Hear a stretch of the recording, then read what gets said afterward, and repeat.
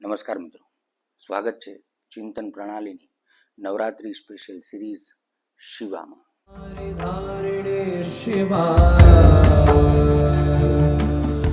નવરાત્રી એટલે માનો ઉત્સવ, નૃત્યથી આરાધનાનો ઉત્સવ ખરું, પણ નવરાત્રી સાથે સાથે ગરબાનો ઉત્સવ છે. મુખ્યત્વે ગરબાનો ઉત્સવ છે, કેમ કે માના પ્રતીક રૂપે આપણે ગરબાને આપણા ઘરે આપણે નવરાત્રિમાં સ્થાપિત કરીએ છીએ. તો ગરબો જ શું કામ, આજે એના પર વાત કરીએ. સૌ પહેલા તો ગરબો શબ્દ ક્યાંથી આવ્યો? ગરબો શબ્દ આવ્યો ગર્ભમાંથી. જે માના ગર્ભમાંથી હું, તમે, આપણે સૌ આ સૃષ્ટિનું સર્જન થયું છે. એ ગર્ભ એટલે ગરબો, અને એ ગરબામાં એક દીવો રાખવામાં આવે છે.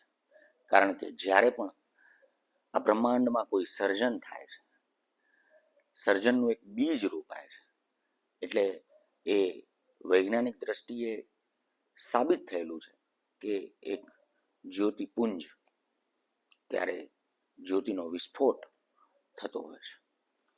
તો ગરબો એટલે ગર્ભનું પ્રતીક અને દીવો એટલે સર્જનનું પ્રતીક.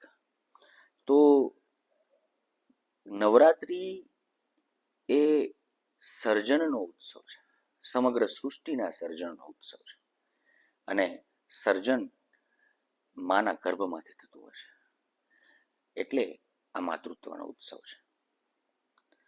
હવે વાત આવે કે કેમ ગરબાની આસપાસ આપણે ગોળ ચક્કરમાં ફરીને એક સ્પેસિફિક પેટર્નમાં ગરબા રમીને આ ઉત્સવ ઉજવતા હોઈએ છીએ. એની વાત આવનારા વિડીયોમાં કરીશું. આજે આપણે માનું જે આ પ્રતીક છે, એક હરતું ફરતું મંદિર જેને કહેવાય છે, એવા ગરબાની વાત કરી. મળીશું આગલા વિડીયોમાં, ત્યારે જે ગરબા રમાતા હોય છે એની વાત કરીશું.